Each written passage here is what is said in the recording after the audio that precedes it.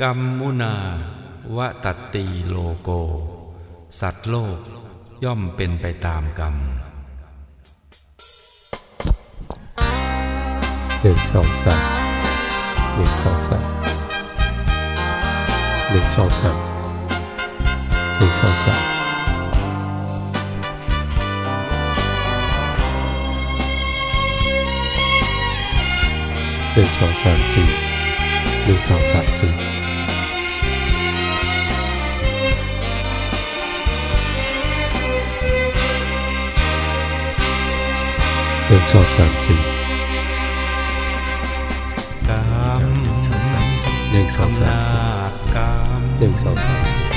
กุศลกรรมหรืออกุศลกรรมทุกการกระทำเป็นกรรมชั่วกรรมดีคนเราเกิดมาเป็นไปตามกรรมเช่นนี้ทำชั่วทำดีล้วนแต่มีผลกรรมใจอำนาจใจสติครองไว้อย่าผิดพลาดเพ้อไปพระองค์เข้าใจชี้ในสิ่งกระทำจรวดบรรทุก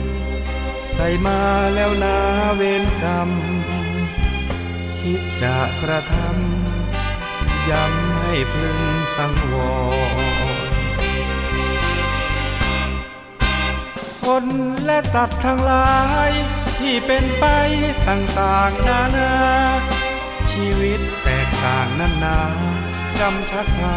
พบเย็นพบร้อนคนไม่เข้าใจกันมัวกระทำเรื่องบาปหลายตอนเกิดใหม่พบหน้าแน่นอนนรกร้อนน่าสะพรึงกลัวอำนาจกรรม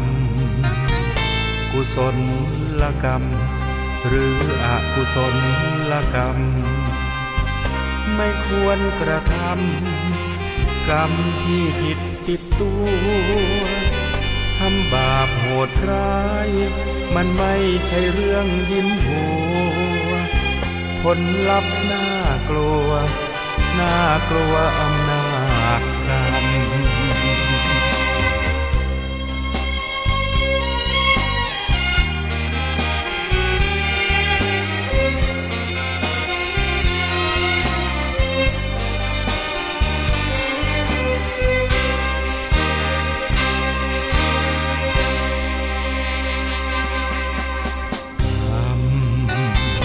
อำนาจกรรมกุศลกรรมหรืออกุศลกรรมไม่ควรกระทำกรรมที่ผิดติดตัวทำบาปโหดร้ายมันไม่ใช่เรื่องยิ้มหัวผลลัพธ์น่ากลัวน่ากลัวอำนาจกรรม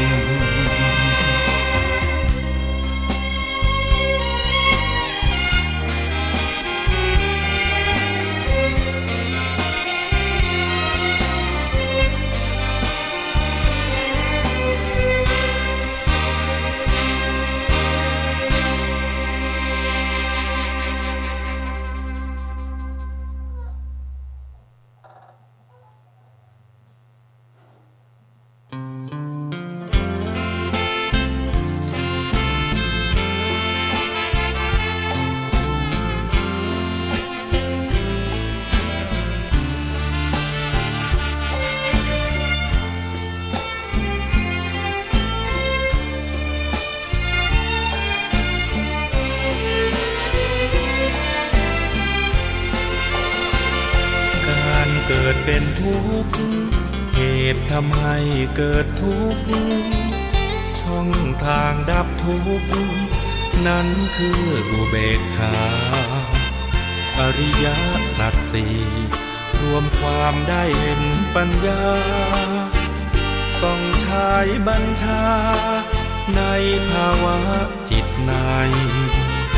โลกิยะ ธรรมโลกุตระธรรมจุดเชื่อมที่นำเจริญสมาธิใจโคตระภูยานเชี่ยวชาญมั่นคงสดใสปัจจัดตั้งใช้อธิบายถ่ายทอดให้เห็นโคตระภูยานสิ่งที่พระองค์ทรงรู้แต่ไอสไตล์ไม่รู้เหมือนมองไม่เป็นวิทยาศาสตร์ไม่อาจพิสูจน์ประเด็น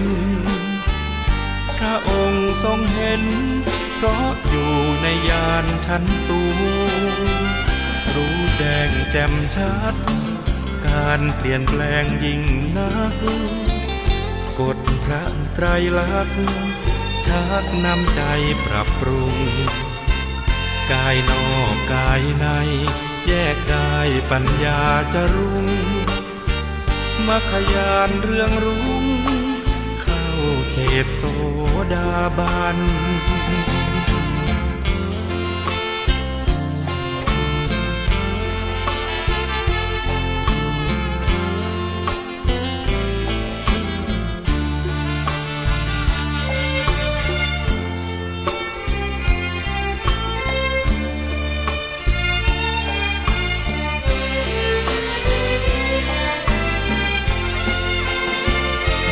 ตระภูยานสิ่งที่พระองค์ทรงรู้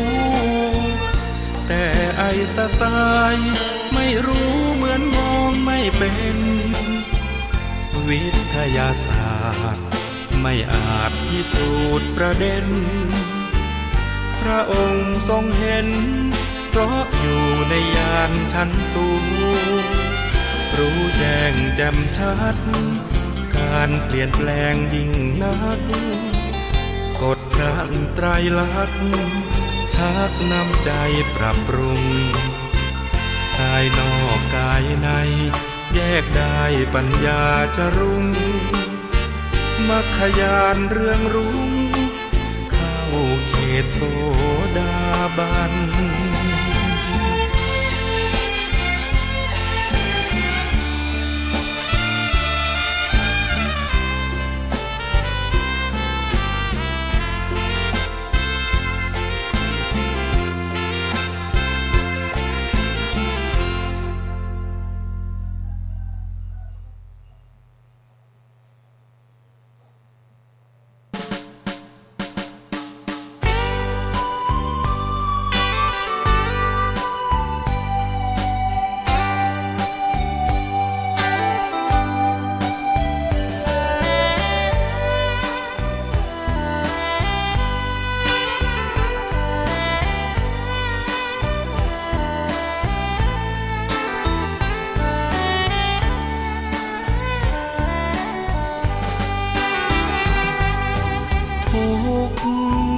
นั้นมี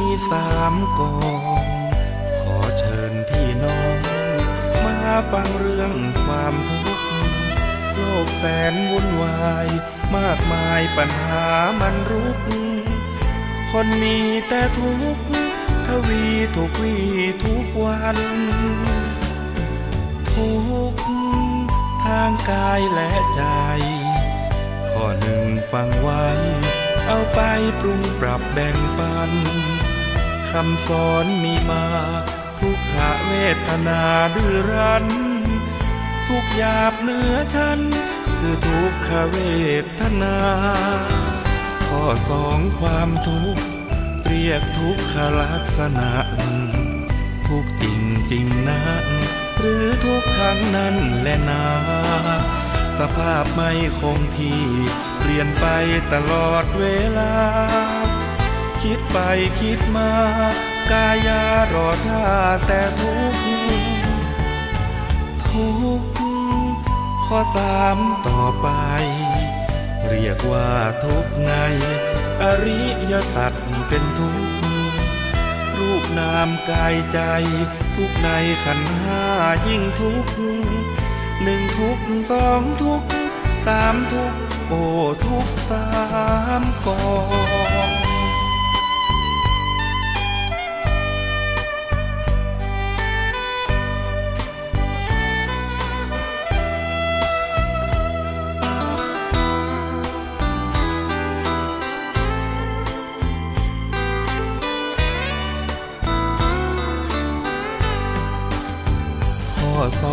ความทุกข์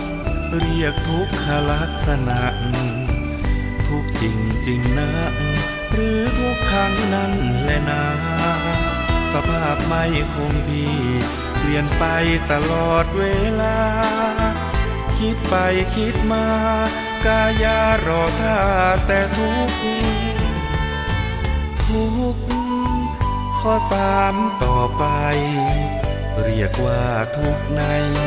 อริยสัจเป็นทุกรูปนามกายใจทุกในขันธ์ห้ายิ่งทุกหนึ่งทุกสองทุกสามทุกโอ้ทุกสามกอง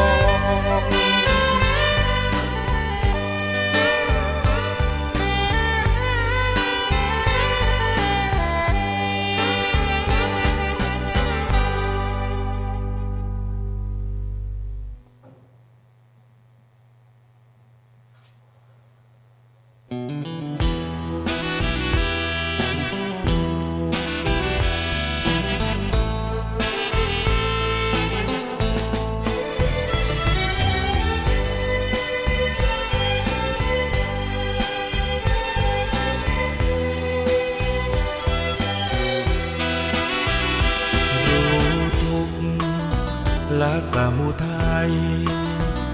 แจ้งนิโรธแล้วเจริญมรรคศีลสมาธิปัญญาเป็นหลักเพ่งออกไปเห็นตัวทุกข์ตัวดักรู้แจ้งประจักษ์แล้วผลักออกไปเรียนรู้พระอริยะเอาธรรมะนั้นบ่งแก้ไขผู้มีจิตผู้มีธรรมเราไม่ใช่เราจะรู้ด้วยตัวเองไม่ได้อริยสัจตรัสไว้ให้เดินไปตามธรรมเจริญปัญญาในมรรคองค์แปดเป็นหลักนั้นงามเลิศล้ำรู้เนื้อรู้ตัวไม่ตกต่ำฝึกจิตฝึกใจให้ดื่มดำรู้รูปรู้นามแยกธาตุแยกขันธ์มองเห็นในไตรลักษณ์ว่าไม่เพียงสภาพแปรผันให้คงเดิมเป็นไม่ได้แท้นั้นวิปัสสนาเถิดพุทธชนทุกท่านอริยสัจสร้างสรรค์คือธรรมราชา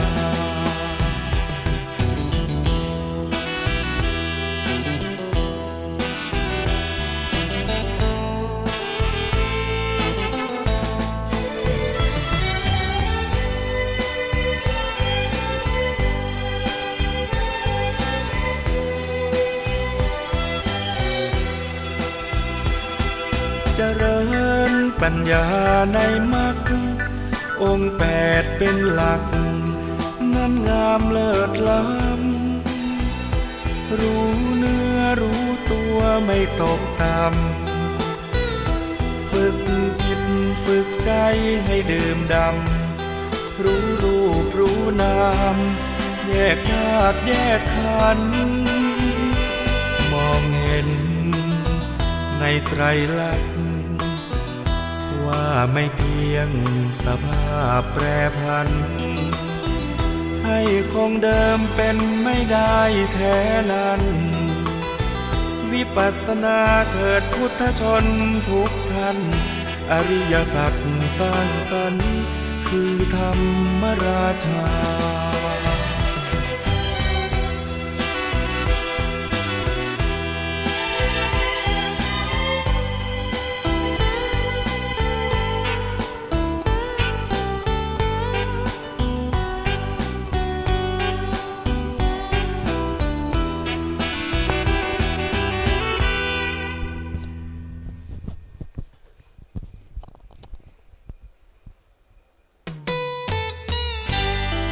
เ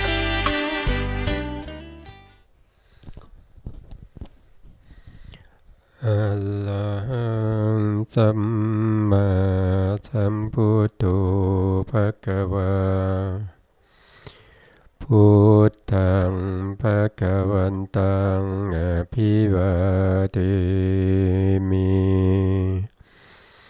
สวากขาโตภควตาธัมโมธัมมังนัมมาสามิสุปฏิปันโนภควโตสาวกสังโฆสังฆังนามามินะโมตัสสะภะคะวะโตอะระหะโตสัมมาสัมพุทธัสสะนะโมตัสสะภะคะวะโตอะระหะโตสัมมาสัมพุทธัสสะนะโมตัสสะภะคะวะโตอะระหะโตสัมมาสัมพุทธัสสะสัมมาสัมพุทธัมมัตโตลังสัสสะธัมมาคานุตามังอาภิวาทิยาปัสสิสังอาภิธรรมัตถะสังฆาหังตถาวุตตาภิธรรมัตถะจตุธาปรมัตถาโตจิตตังเจตสิกังรูปังนิพพานามิติสัพพทาขอกราบนมัสการพระมหาเถระพระสังฆาธิการพระเถรานุเถระและขอสวัสดีท่านผู้ฟังและท่านผู้ชมทุกท่านที่ติดตามรายการพระไตรปิฎกลอยฟ้าในส่วนที่เป็นเรื่องของพระอภิธรรมนะเป็นปิฎกที่3นะใน3ปิฎกนะครับปิฎกที่1ก็คือพระวินัยปิฎกนะปิฎกที่2ก็คือพระสุตตันตปิฎกนะครับปิฎกที่3ก็คือพระอภิธรรมปิฎกนะครับเราก็พูดถึงในเรื่องของปิฎกที่3ก็คือเรื่องของพระอภิธรรมนะครับแล้วก็เราก็ยังอยู่ในปริเฉดที่2นะครับปริเฉดที่1ก็คือเรื่องของจิตปรมัตถ์นะครับจิตทั้งหมด121ดวงนะต่อมาในปริเฉดที่2ก็จะพูดถึงในเรื่องของเจตสิกนะครับเจตสิก52ในเจตสิก52นี้นะครับเขาเป็นสภาวธรรมที่ประกอบกับจิตนะครับเกิดพร้อมจิตดับพร้อมกับจิตรู้อารมณ์เดียวกับจิตแล้วก็อาศัยวัตถุเดียวกันกับจิตเกิดขึ้นในปัญจโวการภูมินะครับแต่ถ้าเป็นจตุโวการภูมิเนี่ยเขาก็จะตัดที่อาศัยวัตถุเดียวกันนี่ก็จะตัดทิ้งไปนะครับเพราะว่าเขาจะมีลักษณะแค่3เท่านั้นนะครับในจตุโวนะครับในจตุโวก็คือพวกที่มีขันธ์4ก็คืออรูปภูมิทั้งหลายนะครับก็คือมีสภาวะ3อย่างนะครับก็คือ1คือเกิดพร้อมกัน2คือดับพร้อมกัน3รู้อารมณ์เดียวกันนะครับอันนี้คือเจตสิกกับจิตนะครับการที่เราเรียนเรื่องของปรมัตถธรรมนะครับก็เพื่อที่เราจะได้เข้าใจในสภาวะธรรมทั้งหลายที่อยู่ในตัวของเรานะครับสภาวะธรรมทั้งหลายที่เกิดขึ้นในตัวของเราเนี่ยมีอยู่เป็นประจำไม่ว่าจะตื่นหรือจะหลับนะครับไม่ว่าจะขึ้นรถลงเรือนะครับหรือว่าขึ้นเครื่องบินอยู่กลางอากาศไปต่างประเทศสภาวะธรรมมันเกิดอยู่ตลอดเวลานะครับแต่เพียงแต่ว่าเราไม่รู้เท่านั้นเองนะครับเราไม่สามารถที่จะรู้เห็นสภาวะธรรมพวกนี้ได้นะครับถ้าเราไม่ศึกษานะครับไม่ศึกษาไม่ทำความเข้าใจนะครับที่เป็นปริยัตินะครับที่เป็นคำสั่งสอนนะครับที่ของพระพุทธศาสนานะครับจะไม่เข้าใจเลยนะครับสภาวะธรรมที่เกิดขึ้นกับตัวเราเนี่ยนะครับแต่เมื่อเรามาศึกษามาเรียนรู้นะครับเราก็จะได้มีความรู้ความเข้าใจนะครับเมื่อเรามีความรู้ความเข้าใจเวลาเราจิตเราสงบเวลาเราไปปฏิบัติธรรมจิตก็จะสงบนะครับเมื่อจิตสงบ ระดับหนึ่งนะครับหรือเป็นอุปจารสมาธินะครับเราก็จะเห็นสภาวธรรมทั้งหลายเห็นรูปเห็นนามนะครับนะผู้ที่ไปปฏิบัติธรรมเนี่ยนะครับก็จะมีการกำหนดรู้ในรูปกับนามหรือนามกับรูปอยู่สม่ำเสมอนะครับโดยใช้คณิกะสมาธินะครับที่กำหนดให้รู้ถึงสภาวธรรมที่เขาเกิดขึ้นไม่ว่าจะเป็นความอยากความต้องการที่เกิดขึ้นในใจหรือว่าความไม่พอใจนะครับความสงสัยลังเลสงสัยหรือว่า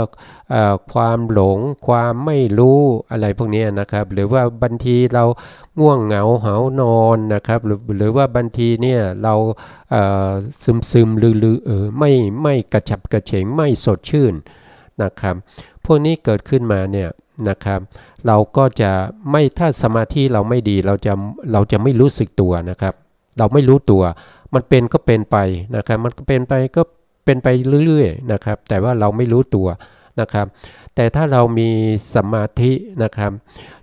ที่เป็นคณิกะที่เรากำหนดในเรื่องของวิปัสสนาเนี่ยเราใช้คณิกะนะครับคณิกะสมาธิเนี่ยนะครับกำหนดรู้สภาวะพวกนี้ไปเรื่อยๆโดยรู้แบบที่เราได้ศึกษามานะครับแต่ว่าเมื่อกำหนดไปเรื่อยๆสมาธิการกำหนดคณิกะที่มันต่อเนื่องกันนะครับที่มันต่อเนื่องกันไม่ขาดตอนนะครับกำลังสมาธิของคณิกะสมาธิเนี่ยมันก็จะมากขึ้นนะครับเมื่อมันมากขึ้นถึงระดับหนึ่งนะครับรูปนามมันก็จะปรากฏสภาวะมาให้เราเห็นนะครับมันจะแยกออกจากกันนะครับรูปกับนามแยกออกขาดออกจากกันนะครับเราก็จะเห็นรูปนามในตอนนั้นนะครับเมื่อเราเห็นรูปนามตอนนั้นน่ะเราจะรู้สึกว่านะครับจิตเราจะ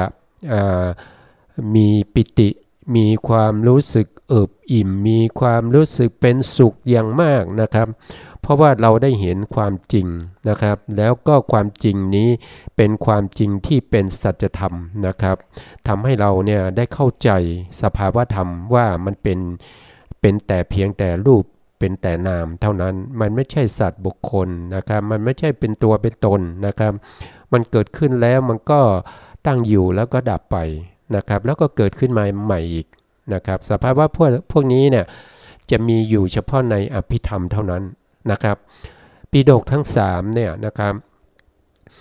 พระวินัยปิฎกเนี่ยเป็นเรื่องของศีลนะครับเรื่องของศีลนะครับเรื่องของศีลพระสุตตันตปิฎกเนี่ยก็เป็นเรื่องของสมาธินะครับแต่พระอภิธรรมปิฎกเนี่ยเป็นเรื่องของปัญญานะครับถ้าไม่มีปัญญาจะมองไม่เห็นรูปนามนะครับแต่ปัญญานั้นจะเกิดขึ้นได้ก็จะต้องมีศีลนะครับจะต้องมีศีลมีสมาธิเป็นเบื้องบาทเป็นพื้นฐานให้เขาเกิดขึ้นมา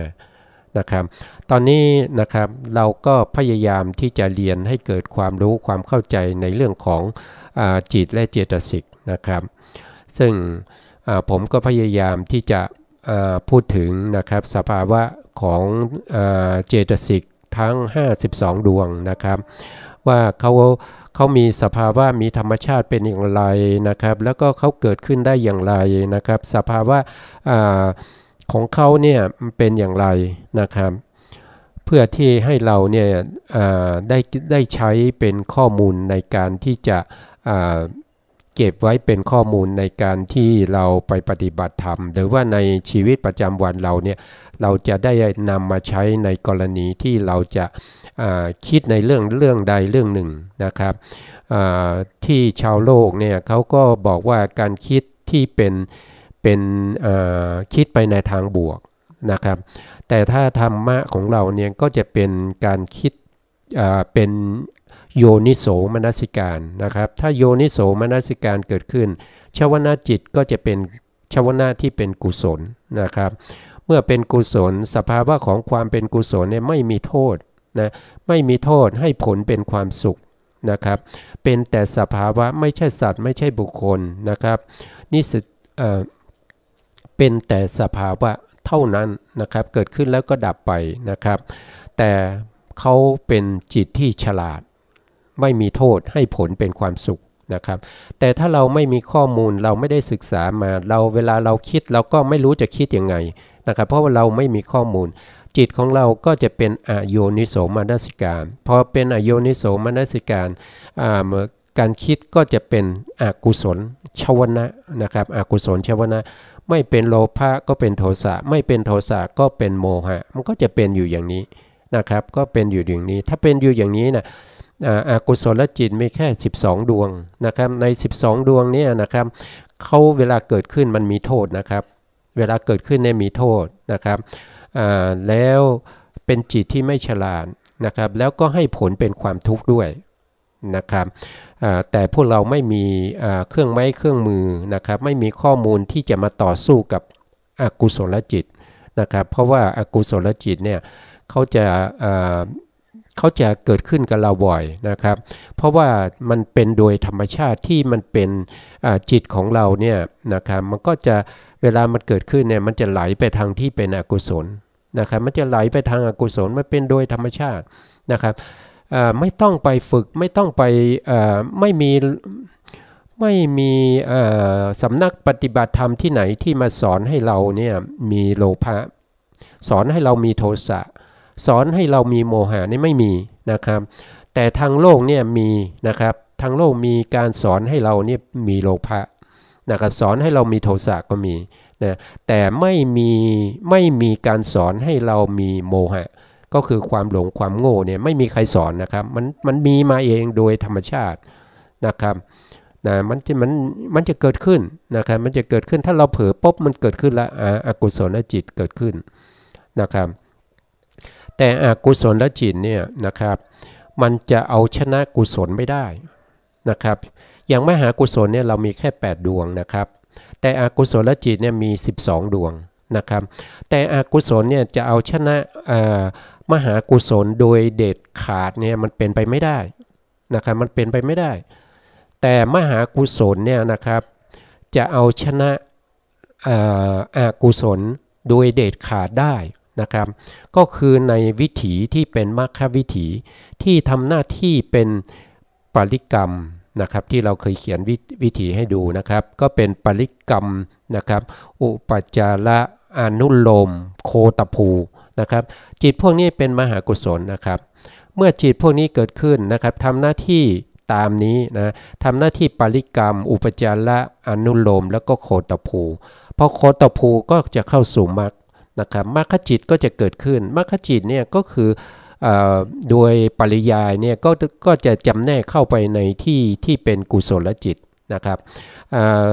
มรรคจิตเนี่ยก็จะไปประหารอนุสัยกิเลสที่นอนเนื่องอยู่ในขันธสันดานอันนี้คือชนะแบบเด็ดขาดนะครับชนะแบบเขาเรียกว่าสมุเฉทนะครับแต่อกุศลจะเอาชนะกุศลโดยความเป็นสมุเฉทไม่มีนะครับไม่มีแต่เขาเกิดขึ้นกับเราบ่อยๆนะครับแต่กุศลเนี่ยนะครับกุศลเนี่ยสามารถที่จะเอาชนะอกุศลโดยเด็ดขาดนี้ได้ไม่ให้อกุศลนี้เกิดขึ้นอีกต่อไปเลยนะครับก็คือมรรคจิตแต่มรรคจิตจะเกิดขึ้นได้ต้องอาศัยมหากุศลที่เป็นญาณสัมปยุตนะครับมหากุศลญาณสัมปยุตเนี่ยก็ต้องอาศัยภวังคจิตที่เป็นญาณสัมปยุตนะครับญาณสัมปยุตมันจะต่อเนื่องกันมันเป็นเหตุเป็นผลเป็นปัจจัยนะครับเป็นปัจจัยต่อเนื่องสืบเนื่องกันมานะครับอันนี้ก็เป็นเรื่องของการที่เราจะกำจัดในเรื่องของอกุศลจิตนะครับว่าอกุศลจิตเนี่ยมันเป็นจิตที่ไม่ฉลาดนะครับอกุศลจิตนอกจากไม่ฉลาดแล้วยังเป็นจิตที่มีโทษนะครับแล้วก็ยังทำให้เราเนี่ยจะต้องได้รับผลที่ไม่ดีนะครับไม่ว่าผลนั้นจะเป็นการในปฏิสนธิการก็คือในขณะที่เกิดนะครับเราอาจจะไปเกิดเป็นสัตว์อบายได้นะครับหรือว่าในขณะที่เราอยู่ในประวัติการนะครับหลังจากเราเกิดมาแล้วเราก็จะได้พบได้เห็นได้เจอได้ลิ้มรสได้สัมผัสได้กลิ่นได้กระทบได้นึกคิดไปในเรื่องที่เป็นอกุศลนะครับอกุศลก็จะให้ผลเราอยู่เรื่อยๆเพราะอะไรก็เพราะว่าเราทำอกุศลไว้ในอดีตนะครับอันนี้ก็ เป็นเรื่องของกุศลและอกุศลนะครับเราก็มาต่อนะครับมาต่อในเรื่องของพระอภิธรรมต่อนะครับเพราะตอนเช้าเนี่ยเราพูดถึงในเรื่องของเหตุให้เกิดใช่ไหมครับเหตุให้เกิดจนถึงอกุศลก็อกุศลเจตสิกก็จบไปแล้วนะครับอกุศลเจตสิกเนี่ยก็จบไปแล้วว่าเกิดขึ้นได้อย่างไรแล้วก็มีอะไรเป็นเหตุใกล้ให้เขาเกิดขึ้นแล้วก็เวลาเกิดขึ้นแล้วเขามีสภาวะธรรมอย่างไรนะครับต่อไปเราก็จะมาพูดถึงในเรื่องของโสภณเจตสิกนะครับในเจตสิกเนี่ยนะครับที่เราเรียกว่าโสภณเจตสิกมีอยู่25ดวงนะครับก็คือกลุ่มนี้นะกลุ่มนี้นะเราได้พูดไปเกี่ยวกับเรื่องของสภาวธรรมที่เราเรียกว่าอย่างเช่นศรัทธาเนี่ยนะครับสภาวธรรมเขาก็คือมีความเลื่อมใสนะครับมีความเชื่อในในคุณธรรมทั้งหลายนะครับที่ต้องเป็นไปศรัทธาตัวนี้ต้องเป็นไปในกุศลนะครับเป็นไปในกุศลเพราะเขาจะประกอบกับกุศลนะครับศรัทธาในเรื่องของกรรมได้ผลของกรรมศรัทธาในเรื่องสัจธรรมความเป็นจริงนะครับหรือว่าศรัทธาในพระรัตนตรัยก็มีพระพุทธพระธรรมพระสงฆ์อย่างนี้นะครับก็จะศรัทธานะครับศรัทธาในเรื่องของเหตุและผลด้วยนะครับอันนี้ก็เป็นศรัทธาเนี่ยจะเกิดขึ้นได้อย่างไรนะครับศรัทธาเนี่ยก็จะเกิดขึ้นได้ก็จะมีเหตุโดยคร่าวๆย่อๆก็จะมีอยู่4อย่างนะครับหนึ่งก็คือศรัทธาในเรื่องของรูปร่างนะครับบางทีเนี่ยเห็นผู้ที่มีรูปร่างดีนะครับไม่สูงไม่ต่ำพอดีไม่อ้วนเกินไปไม่ผอมเกินไปไม่ดำไม่ขาวพอดีนะครับแล้วก็เขายังเป็นคนที่คล้ายว่าเราเนี่ยเห็นรูปร่างเขาแล้วเนี่ยนะครับหรือว่าวันหน้าสีสันของบุคคลนั้นเนี่ยเราก็เกิดศรัทธาในตัวเขานะครับอันที่สองก็เกิดศรัทธาในเรื่องของเสียงนะครับในเรื่องของเสียงนะคือเมื่อเราได้ฟังเสียงเขาเนี่ยเกิดความไพเราะนะครับเกิดความทำให้เราเนี่ยติดในเรื่องของเสียงแล้วก็เกิดศรัทธาเสียงของเขาเนี่ยด้วยศรัทธาในตัวเขาด้วยเสียงนะครับอันที่สามก็ศรัทธาในเรื่องของเราไปเห็นนะข้อประพฤติปฏิบัตินะครับข้อวัดต่างๆของพระภิกษุรูปนั้นว่าเป็นผู้ที่ปฏิบัติมีศีลมีจริยวัตรนะครับแล้วก็มีความปฏิบัติโดยเคร่งครัดในเรื่องของศีลนะครับอย่างนี้เราก็มีความศรัทธาได้นะครับแล้วก็อีกอันหนึ่งนะครับที่โดยมากจะพูดกันในเรื่องของพระสูตรนี่ก็จะเกี่ยวกับเรื่องของมีศรัทธาเพราะว่าได้ยินได้ฟังนะครับอย่างเช่นเราศรัทธาในเรื่องของพระพุทธศาสนาเนี่ยก็เพราะว่าเรารู้ใช่ไหมครับเรารู้เพราะอะไรเพราะว่าเราได้ยินได้ฟังเรื่องราวเกี่ยวกับพระพุทธศาสนามาเราก็เกิดศรัทธานะครับเพราะศรัทธาเนี่ยเกิดขึ้นได้ก็ด้วยการได้ยินได้ฟังมาก่อนนะครับอันนี้ก็เกิดเป็นศรัทธาได้นะครับ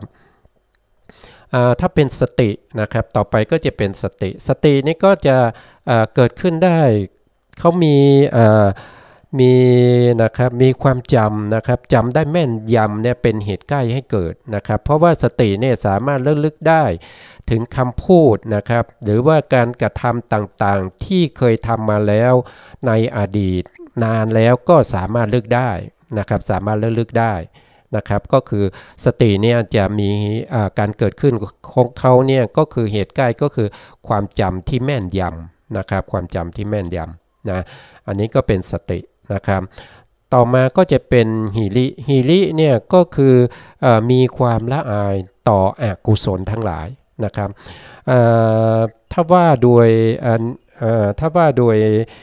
ยทั่วไปเนี่ยนะครับก็จะมีอยู่8อย่างด้วยกันนะครับในเรื่องของหิรินะครับก็คือปรารภว่าตัวเองนะครับปรารภตุภายในนะครับปรารภภายในนะครับก็คือมีความละอายว่าเราเป็นคนที่เกิดในตระกูลที่สูงทำไมเราถึงจะไป ไปทำในเรื่องที่ไม่ดีอย่างเงี้ยเราก็เกิดความละอายนะครับเกิดความละอายนะครับในเรื่องของตระกูลนะครับในเรื่องของวัยนะครับในเรื่องของการได้ยินได้ฟังมามากนะครับในอย่างเช่นเราศึกษาพระธรรมเนี่ยนะครับแล้วเราเวลาจะทำอะไรสักอย่างหนึ่งที่มันเป็นอกุศลเนี่ยเราก็ต้องคิดว่าเราศึกษาพระอภิธรรมมาถึงขนาดนี้นะครับเรายังจะทำสิ่งที่มันผิดศีลนะครับหรือว่าสิ่งที่มันไม่สมควรที่จะกระทำนะครับอย่างนี้ก็เกิดความละอายในภายในนะครับเกิดปราลบภายในขึ้นมาก่อนนะครับแล้วก็ยังมีในเรื่องของความละอายนะครับความละอายในการคำนึงถึงตัวเองนะครับว่าตัวเองเนี่ยนะครับเมื่อทำอกุศลไปแล้วเนี่ยตัวเองจะต้องไปชดใช้กรรมนะครับก็คือละอายนะครับละอายที่จะทำอกุศลนะครับแล้วก็ยังมีนะครับก็มีความละอายว่าเราศรัทธาในพระพุทธเจ้าพระธรรมเจ้าพระสังฆเจ้านะครับ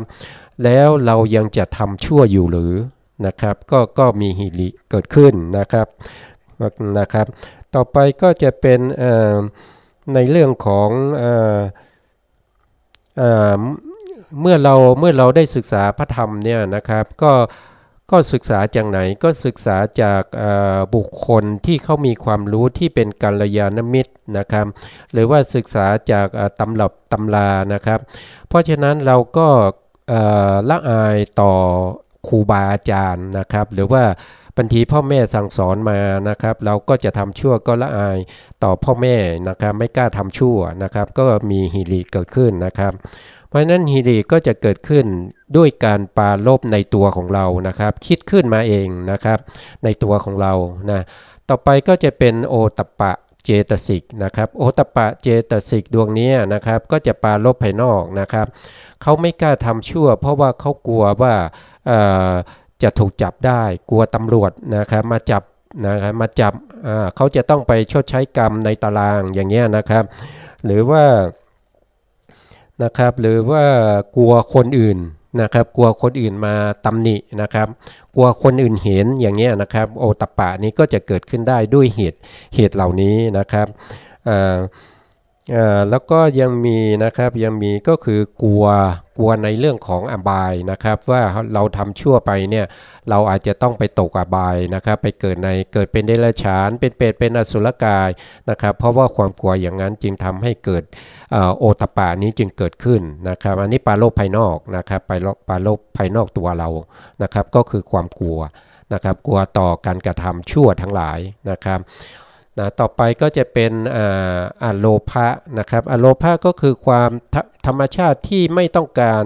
แล้วก็ไม่ติดในกรรมคุณอารมณ์นะครับที่เราพูดไปแล้วนะแต่โลภะเนี่ยนะครับโลภะเนี่ยก็คือเขาจะโลภะที่จะเกิดขึ้นเนี่ยก็คือการเอาใจใส่นะครับเอาใจใส่เป็นอันดีต่ออารมณ์ที่เป็นเหตุใกล้ให้เกิดนะครับอโลภะเนี่ยนะครับมีความเอาใจใส่ในอารมณ์นะครับในอารมณ์ในวิถีที่เรา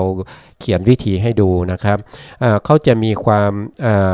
เอาใจใส่ในอารมณ์นั้นนะครับแล้วก็เป็นเหตุ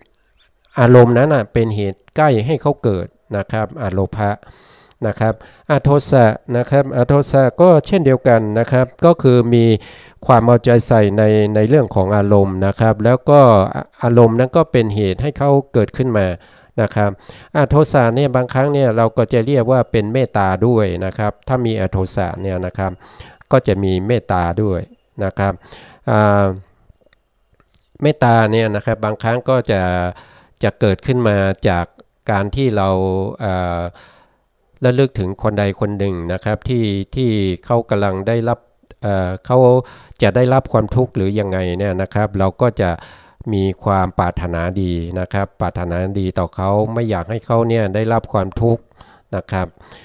ก็จะเป็นอโทสะนะครับอโทสะก็จะเกิดขึ้นนะครับตัตตละมัชฌตตานะครับตัตตละมัชฌตตาเนี่ยก็จะเป็น มีสัมปยุตตธรรมนะครับสัมปยุตตธรรมนะครับเป็นเหตุใกล้ให้เขาเกิดนะครับสัมปยุตตธรรมก็คืออะไรก็คือการประกอบของจิตนะครับของจิตนี้กับเจตสิกที่ประกอบกันนะครับตัวนั้นจะเป็นสัมปยุตตธรรมนะครับให้เขาเกิดแต่ในฐานะที่เขาเป็นโสภณสาธารณเจตสิกเขาอยู่ในฝ่ายที่เป็นกุศลนะครับเพราะฉะนั้นตัตตรมัชฌัตตาเนี่ยธรรมชาติที่สงบนะครับแล้วก็ทำให้สัมปยุตตธรรมเนี่ยสงบนะครับเพราะฉะนั้นเขาจะอยู่ในฝ่ายที่เป็นกุศลนะครับจะอยู่ในฝ่ายที่เป็นกุศลนะครับแล้วก็ที่เป็นมหาวิบากมหากิริยานะครับแล้วก็ในประเภทที่เป็นรูปาวจรจิต15อรูปาวจรจิต15มรรคจิตนะครับแล้วก็ผลจิตเขาจะอยู่ในส่วนที่เป็นจิตที่เป็นโสภณะนะครับเขาจะไม่ไปเกิดในกุศลจิตนะครับแล้วก็ไม่ไปเกิดในเหตุกะวิบากอันนี้เพราะว่าอันนี้เขาเป็นอะไรก็เป็นอโสภณะนะครับที่เราเรียนไปแล้วเป็นอโสภณะเพราะฉะนั้นตัตตรมัชฌัตตานี่จะไม่เกิดกับอโสภณะเลยนะครับจะเกิดเฉพาะในโสภณะจิตเท่านั้นนะครับเวลาเขาเกิดเนี่ยเขาจะเกิดกับจิตทุกดวงนะครับในที่ฝ่ายที่เป็นโสภณะนะครับเพราะว่าเขาเป็นโสภณะสาธารณเจตสิกนะครับเขาเป็นสาธารณะนะครับก็คือประกอบกับจิตที่เป็นฝ่ายที่เป็นโสภณะทั้งหมดนะครับเขาจะเกิดนะครับแล้วเขาเกิดขึ้นได้ก็มีสัมปยุตตธรรมนะครับสัมปยุตตธรรมเป็นเหตุใกล้ให้เขาเกิดนะครับส่วนในเรื่องของ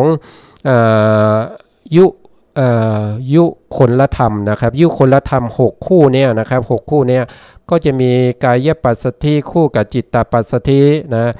แล้วก็กายละหุตาคู่กับจิตตาละหุตานะครับกายมุทุตาคู่กับจิตตามุทุตากายกัมมัญญตาคู่กับจิตตกัมมัญญตานะครับแล้วก็กายปะคุญญตาคู่กับจิตตปะคุญญตา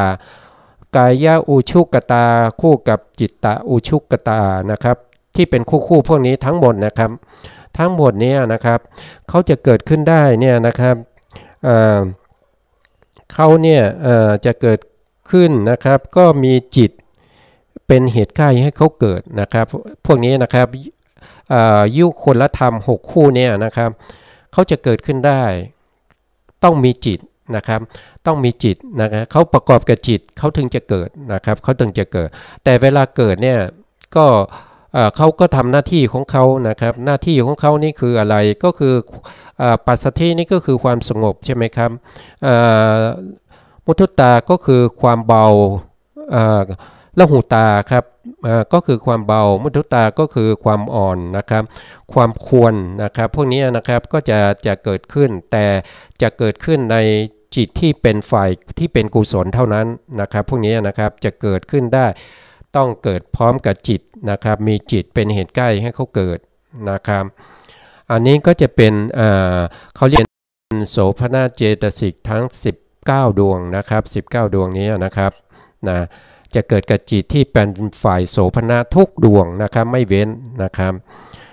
ทีนี้เราก็มาดูต่อนะครับในส่วนที่เป็นวิรติ3นะในส่วนที่เป็นวิรติ3เนี่ยนะครับก็จะมี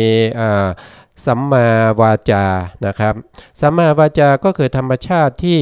เว้นจากวจีทุจริตอันไม่เกี่ยวกับอาชีพนะครับไม่เกี่ยวกับอาชีพนะครับเว้นจากวจีทุจริตนะครับที่ไม่เกี่ยวกับอาชีพนะธรรมชาติเขาจะเป็นอย่างนั้นนะครับแล้วก็ต่อมาเหตุใกล้ให้เขาเกิดนะครับก็จะมี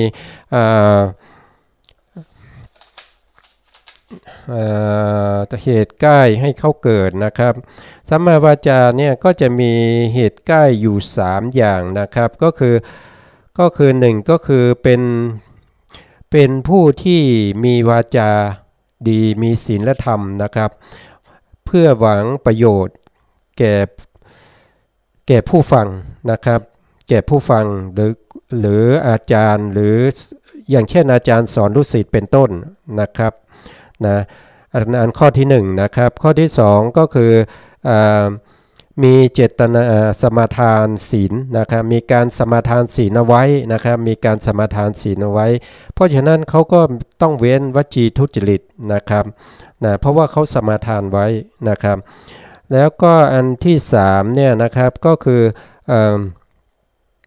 เขาจะมีอารมณ์ที่ปรากฏคือว่าเขาจะเกิดขึ้นเนี่ยนะครับต้องมีอารมณ์ที่มาปรากฏอยู่เฉพาะหน้านะครับปกติแล้วเนี่ยอารมณ์นี้มาปรากฏเนี่ยนะครับเขาจะมุสานะครับเขาจะสอดเสียดนะครับเขาจะหยาบคายแล้วก็เพ้อเจ้อแต่วันนั้นเนี่ยนะครับเขานึกได้นะครับนึกได้ว่าเขาอาราธนาศีลไว้นะครับเขาสมาทานศีลไว้นะครับเพราะฉะนั้นเขาก็จะเว้นนะครับถึงแม้อารมณ์นั้นมาปรากฏให้เขาต้องมุสาเขาก็จะไม่มุสานะครับเขาก็จะไม่มุสานะครับก็เวลาไม่มุสาเนี่ยก็สัมมาวาจาก็จะเกิดขึ้นนะครับเช่นเดียวกับสัมมากัมมันตะนะครับสัมมากัมมันตะก็คือการงานนะครับการงานต่างๆนะครับแต่ไม่เกี่ยวกับอาชีพนะครับอันนี้นะครับเกี่ยวข้องกับการงานแต่ไม่เกี่ยวกับอาชีพนะครับนะก็เช่นเดียวกันนะครับเหตุใกล้ให้เกิดก็คือจะมีเขาเรียกว่าเป็นมิตรภวัตถุนะครับเป็นวัตถุที่ควรเว้นปรากฏเฉพาะหน้านะครับปกติแล้วเขาจะเป็นมิจฉากัมมันตะทุกทีถ้าเขาเจออารมณ์นี้นะครับแต่ว่าเขามีการรับปากนะครับว่าเขาสมาทานศีลมาเขาจะไม่ทำกรรมที่เป็นมิจฉากัมมันตะนะครับเพราะฉะนั้นเขาเจอวัตถุหรือว่าเจออารมณ์ที่เป็นมิตรภวัตถุนะครับก็คืออารมณ์ที่ควรเว้นนะครับเขาก็จะเว้นได้นะครับคือเขาตั้งใจไว้ก่อนเขามีเจตนาไว้ก่อนนะครับเขาก็สามารถทำได้สิ่งพวกนี้ก็จะเป็นเหตุให้สัมมาวาจาสัมมากัมมันตะนี่เกิดขึ้นนะครับส่วนที่เว้นวจีที่เกี่ยวกับเรื่องของมิจฉาวาจาที่เกี่ยวกับอาชีพนะครับแล้วก็มิจฉากัมมันตะที่เกี่ยวกับอาชีพนี้นะครับที่เราเว้นไป2ดวงเนี่ยนะครับก็จะมาเกิดในดวงที่3นะที่ชื่อว่าสัมมาอาชีวะนะครับสัมมาอาชีวะอันนี้ก็คือจะไม่ประพฤติชั่วในเรื่องของอาชีพทั้งหลายนะครับอาชีพทั้งหลายไม่ว่าจะเป็นอาชีพที่ต้องมุสานะครับไม่ว่าจะเป็นอาชีพที่จะต้องทำด้วยกายนะครับเขาก็จะไม่มี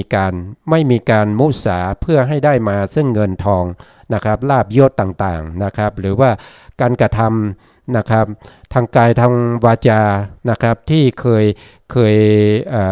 ทำในเรื่องของอาชีพนะครับเขาก็จะเว้นได้นะครับเพราะว่าอะไรก็เพราะว่าทั้ง3ดวงนะครับจะต้องมีมิตรภวัตถุคือวัตถุที่ควรเว้นนะครับมาปรากฏอยู่เฉพาะหน้านะครับแล้วเขาเว้นในขณะนั้นนะครับพอเขาเว้นในขณะนั้นนะเจตสิก3ดวงนี้ก็จะเกิดขึ้นนะครับแต่เจตสิก3ดวงนี้จะเกิดขึ้นไม่พร้อมกันนะครับเพราะว่าเว้นวจีทุจริตสัมมาวาจาก็จะเกิดนะครับเว้นมิจฉากัมมันตะสัมมากัมมันตะก็จะเกิดนะครับถ้าเว้น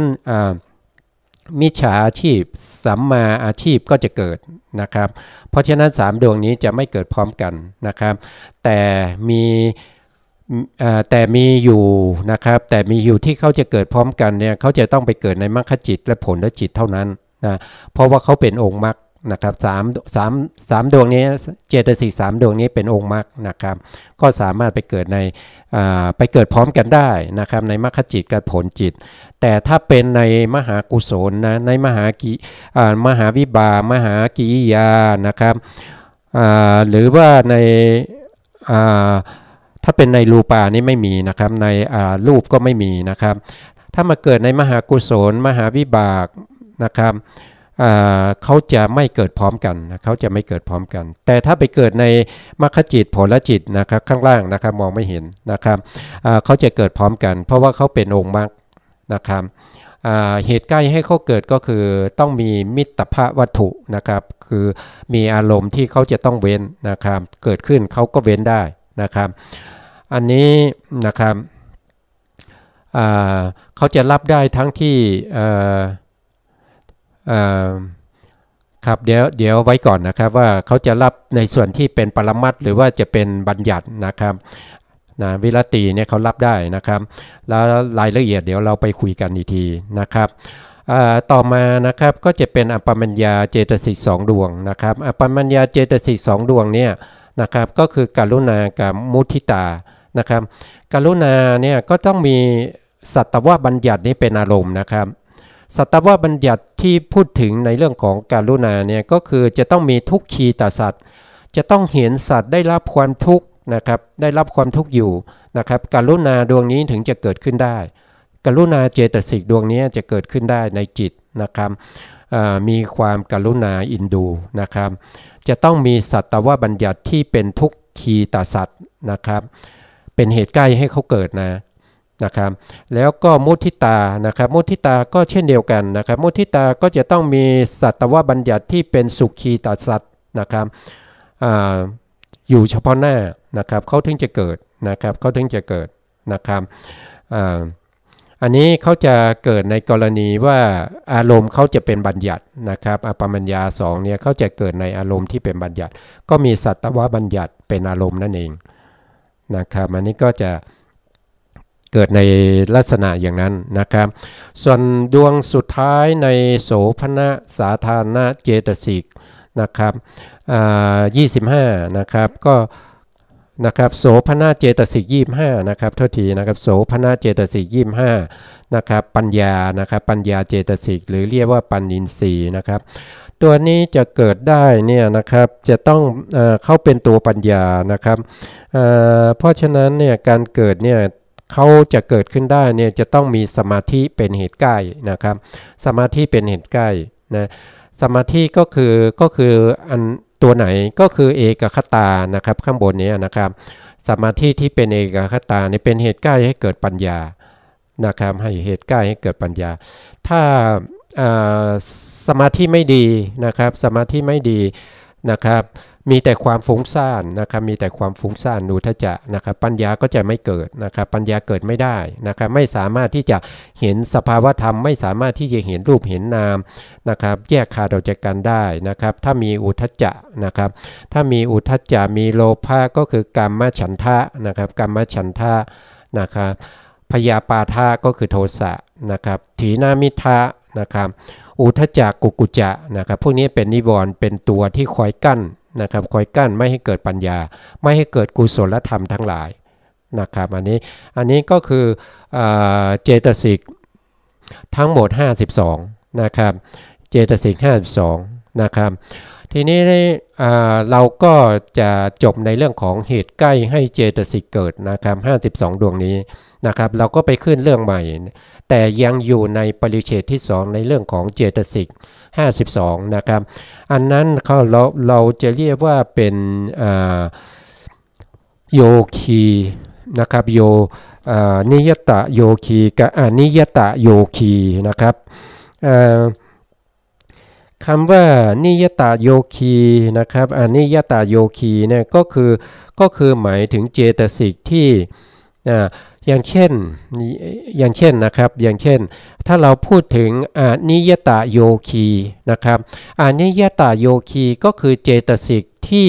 ประกอบกับจิตปกติแล้วเขาจะประกอบกับจิตดวงนั้นอยู่แล้วแต่บางครั้งเนี่ยเขาประกอบบ้างไม่ประกอบบ้างนะครับบางอย่างเช่นยกตัวอย่างเลยนะครับอย่างเช่นตัวมานะนะครับตัวมานะเนี่ยจะเป็นประเภทที่เป็นอนิยตโยคีนะครับเขาจะเกิดกับโลภะประเภทที่เป็นวิปยุตนะครับทิฏฐิคตวิปยุตนะครับบางทีโลภะที่เกิดขึ้นเป็นทิฏฐิคตวิปยุต4ดวงนะครับดวงใดดวงหนึ่งเกิดขึ้นเช่นดวงที่3ดวงที่4หรือดวงที่6ดวงที่7เนี่ยดวงใดดวงหนึ่งเกิดขึ้นนะครับมาหน้านี่ปกติเขาจะต้องไปประกอบทันทีใช่ไหมครับตามเจตสิกอื่นๆใช่ไหมครับแต่ว่ามาหน้านี่บางครั้งเขาไม่ประกอบนะครับเขาควรที่จะไปประกอบกับญาณวิปยุตอยู่แล้วไม่ใช่ทิฏฐิวิปยุตนะครับโทษนะครับทิฏฐิวิปยุตมาหน้าต้องประกอบแต่ว่า ไม่มีเหตุปัจจัยให้มานะเกิดนะครับเขาก็จะไม่ประกอบนะครับอันนี้การที่เขาไม่ไปประกอบในส่วนที่เขาต้องประกอบเนี่ยเราจะเรียกว่าเป็นอนิยตโยคีนะครับอนิยตโยคีนะครับเหตุให้มานะเกิดเนี่ยเราก็ได้พูดไปแล้วว่าเหตุให้มานะเกิดเนี่ยก็จะมีการเปรียบเทียบนะครับมีการเปรียบเทียบว่าปกติแล้วเรากับเขาเนี่ยเสมอกันนะครับอย่างเช่นเป็นพระโสดาบันเหมือนกันใช่ไหมครับก็มีมานะว่าเรากับเขาเนี่ยเป็นโสดาบันเท่ากันนะมีการเปรียบเทียบอย่างเงี้ยอย่างนี้ก็ยังเป็นมานะนะครับแต่เป็นฝ่ายที่ถูกนะครับแต่ถ้าเป็นบุคคลที่เป็นปุถุชนเนี่ยเวลาเปรียบเทียบเนี่ยก็สามารถจะเปรียบเทียบได้ถึง3อย่างนะครับอย่างเช่นเราเสมอกับเขาเนี่ยก็เปรียบเทียบว่าเราเสมอกับเขานะครับ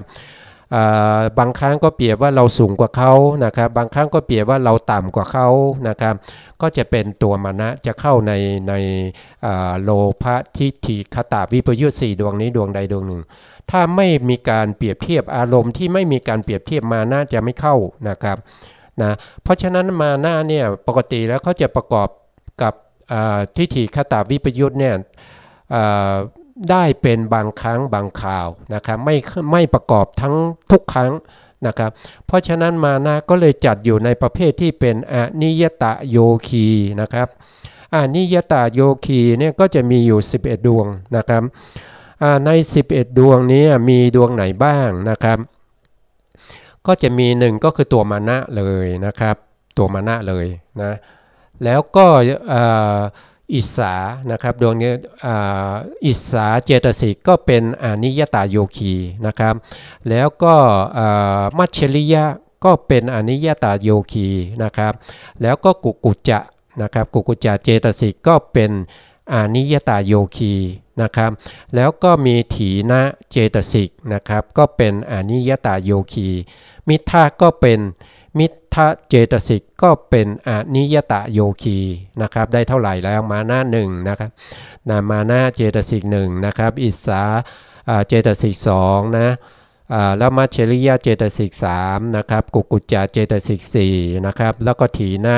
เจตสิก5มิทธะเจตสิก6ก็จะได้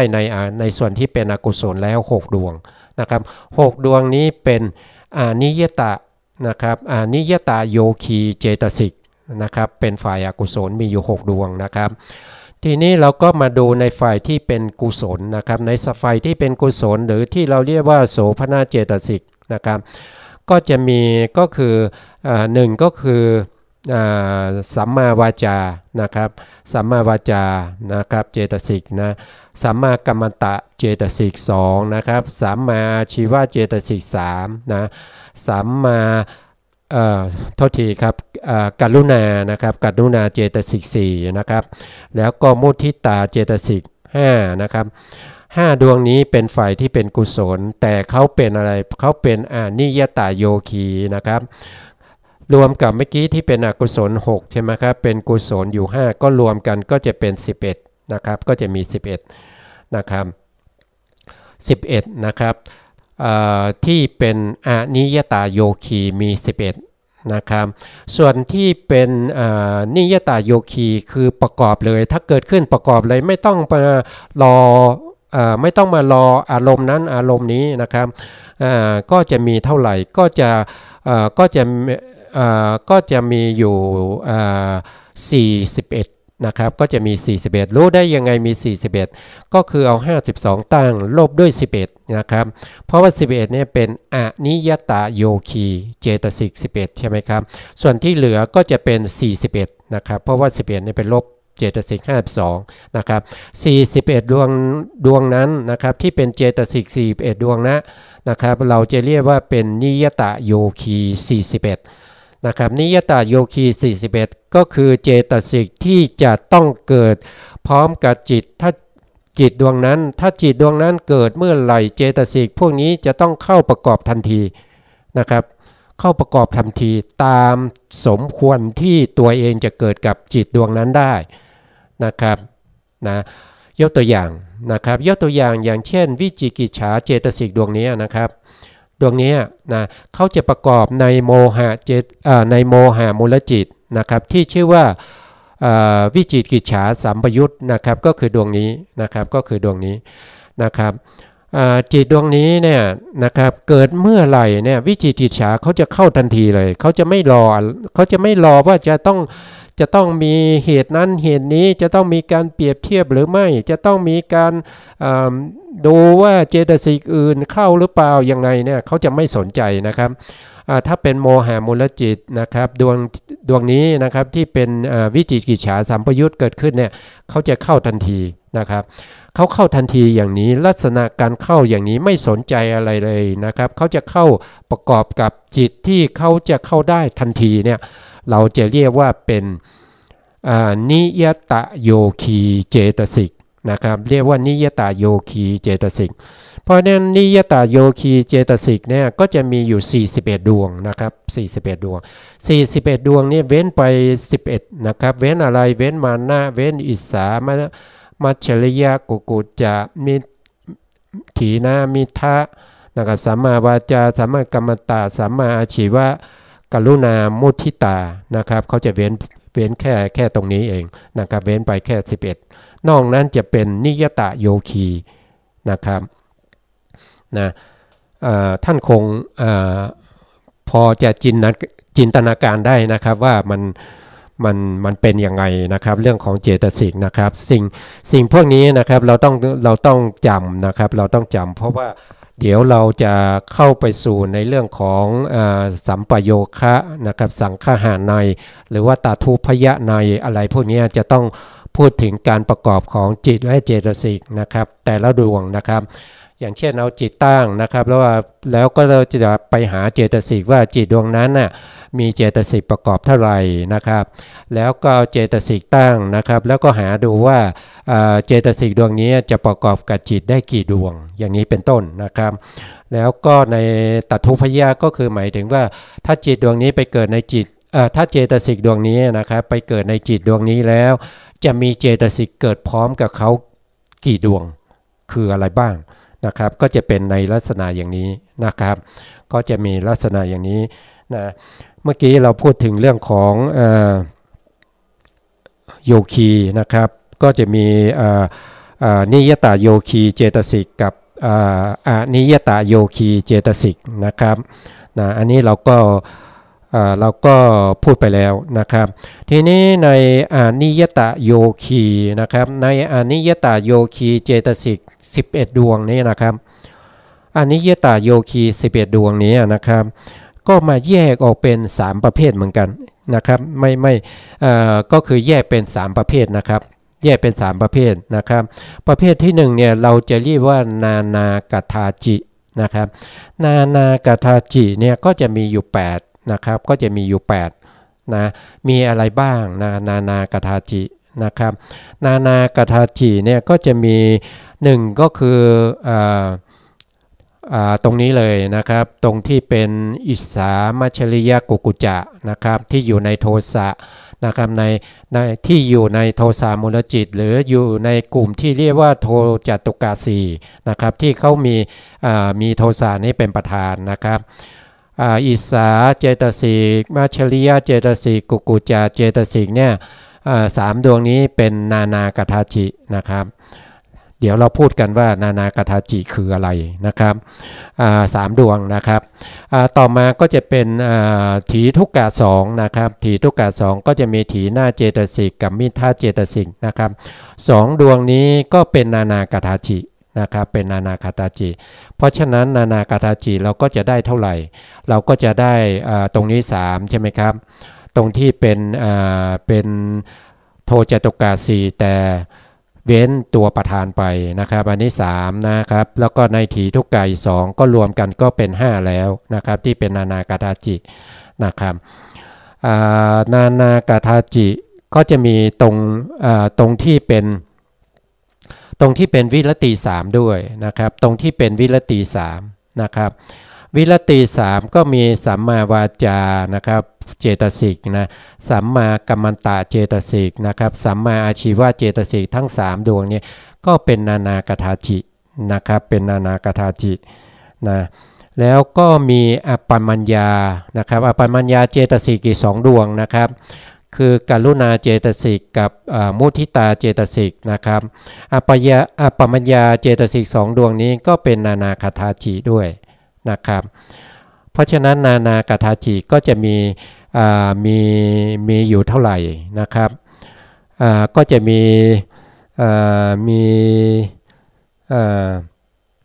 ก็จะมีอิสามัชริยกุกุจจะนะครับเขามี8นะครับโทษทีตรงนี้ตรงถีนะมิทาเนี่ยนะครับไม่ใช่นานากทาจินะครับตรงนี้เป็นสหกทาจินะครับเป็นสหกทาจินะครับเพราะฉะนั้นผมโทษทีนะครับพูดขาดสติไปนิดหนึ่งนะครับก็จะในส่วนที่เป็นอกุศลเจตสิกเนี่ยก็จะมีนานาคทาจิแค่3ดวงนะครับก็จะมี3ดวงนี้นะครับ3ดวงที่เป็นที่มีโทสะเป็นประธานก็คืออิสาเจตสิกนะครับมัชชิริยเจตสิกและกุกุจจะเจตสิกนี้เป็นนานาคทาจินะครับแล้วก็วิรติ3นะครับวิรติ3นะครับวิรติ3ก็มีสัมมาวาจาสัมมากัมมันตะสัมมาอาชีวะนะครับตรงนี้อีก3นะเป็นนานาคทาจินะครับแล้วก็มีตรงที่เป็นกรุณานะครับแล้วก็มุทิตากรุณาเจตสิกมุทิตาเจตสิกที่เป็นอัปปมัญญานี้อีก2นะครับเป็นนานาคทาจินะครับรวมแล้วตรงนี้3นะครับบวกกับวิรติ3นะก็เป็น6นะครับแล้วก็บวกกับอัปปมัญญาอีก2ก็จะเป็น8นะครับเพราะฉะนั้นในอนิยตโยคี11นั้นจะมีนานาคทาจิอยู่8ดวงนะครับอยู่8ดวงนะครับแล้วก็มาเราก็จะพูดถึงกัทาจินะครับกัทาจิเนี่ยไม่ใช่นานานะครับเฉพาะกัทาจินะครับก็คือตัวมานะนะครับตัวมานะนี่เป็นกัทาจินะครับเป็นกัทาจินะมานะนี่เป็นกัทาจินะครับแล้วก็ถีนามิทะนะครับที่ผมพูดไปเมื่อกี้นะครับแต่นานากัทาถีนามิทะ2ดวงนี้นะครับเขาเป็นสหกทาจินะครับเป็นสหกทาจินะครับเพราะฉะนั้นในอนิยตโยคี11เนี่ยก็จะมีอยู่3อย่างนะครับ1ก็คือนานาคทาจินานาคทาจิก็จะมี8ดวงใช่ไหมครับเป็นเจตสิก8ดวงนะครับแล้วต่อมาก็จะเป็นกทาจินะครับไม่มีนานาก็จะเป็นดวงเดียวก็คือมานะนะครับแล้วก็สุดท้ายอันที่3ก็จะเป็นเขาเรียกว่าสหกทาจินะครับก็คือถีนมิทะนะครับตอนนี้ก็มาเฉลยนะครับคำว่านานาคทาจินะครับกทาจิสหกทาจินะครับทำไมได้ชื่อมาอย่างนี้นะครับทำไมได้ชื่อมาอย่างนี้นะครับอย่างเช่นยกตัวอย่างเช่นมานะนะครับมานะเนี่ยนะเป็นกทาจิไม่ใช่นานาคทาจิแล้วก็ไม่ใช่สหกทาจิเขาเป็นกทาจินะครับเฉพาะกทาจินะครับแต่เขาอยู่ในอนิยตโยคีเหมือนกันนะครับอนิยตโยคีเจตสิก11เหมือนกันนะครับการที่เขาได้เป็นกทาจิเนี่ยนะครับก็เพราะว่าในกลุ่มของโลภะเนี่ยนะครับในกลุ่มของโลภะเนี่ยนะครับในกลุ่มของโลติกะเจตสิก3ดวงนี้ในกลุ่มเขาเนี่ยนะครับที่เขามีประธานเป็นโลภะเนี่ยนะครับที่เข้าไปเป็นอนิยตโยคีเนี่ยมีแค่ดวงเดียวนะครับมีแค่ดวงเดียวนะครับถ้าสมมติว่าทิฏฐิไปเป็นอนิยตโยคีด้วยนะมานะกับทิฏฐินี้ก็จะต้องเป็นนานาคทาจินะครับในเราต้องดูเป็นกลุ่มนะครับแต่นี่เขาเป็นนิยตโยคีในกลุ่มของโลติกะ3เนี่ยเพียงดวงเดียวเท่านั้นนะครับเพราะฉะนั้นเขาจึงได้ชื่อว่ากทาจินะครับเขาจึงได้ชื่อว่ากทาจินะครับส่วนพวกที่เป็นนานากทาจิเนี่ยเราจะสังเกตเห็นว่านะครับตรงที่โทจตุกะ4เนี่ยมีทั้งอิสามัชริยกุกุจจะเนี่ยเขาเป็นอะไรเขาเป็นเจตสิกดวงหนึ่งที่อยู่ในกลุ่มของโทสะมีโทสะเป็นประธานเหมือนกันนะครับแล้วทั้ง3ดวงนี้ก็เข้าไปอยู่ในอนิยตโยคีเจตสิกด้วยนะครับเขามีถึง3ดวงเพราะฉะนั้นก็เติมข้างหน้าลงไปว่านานาคทาจินะครับอันนี้ก็เป็นนานาคทาจิ นะครับเพราะว่าเขามีในกลุ่มที่เป็นโทจตุกะ4เนี่ยนะครับในโทจตุกะเจตสิก4เนี่ยนะเขามี3ดวงนะครับเขาเป็นอนิยตโยคีทั้ง3นะครับเพราะฉะนั้นเขาจึงได้คำว่านานากถาจินะครับเติมนานาเข้าไปนะครับแล้วก็ยังมีตรงนี้อีกนะครับตรงที่เป็นวิรติ3เนี่ยนะครับสัมมาวาจาสัมมากัมมันตะสัมมาอาชีวะนะครับอันนี้ก็เป็นนานากถาจินะครับตรงนี้ก็เป็นนานากถาจินะครับตรงที่เป็นอัปปมัญญานะครับส่วนตรงนี้เป็นสหกถาจินะครับนะอันนี้ก็คงจะพูดไปไม่มีเวลาแล้วนะครับเวลาหมดนะครับเพราะฉะนั้นก็ต้องลาไว้ตรงนี้ก่อนนะครับแล้วค่อยมาพบกันใหม่นะครับสุดท้ายนี้นะครับก็ขอให้ท่านผู้ฟังและท่านผู้ชมทุกท่านนะครับ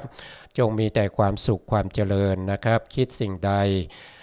ปรารถนาสิ่งใดที่เป็นไปในคุณธรรมนะครับเป็นไปในบุญเป็นกุศลนะครับก็ให้ได้สิ่งนั้นตามที่ปรารถนานะครับ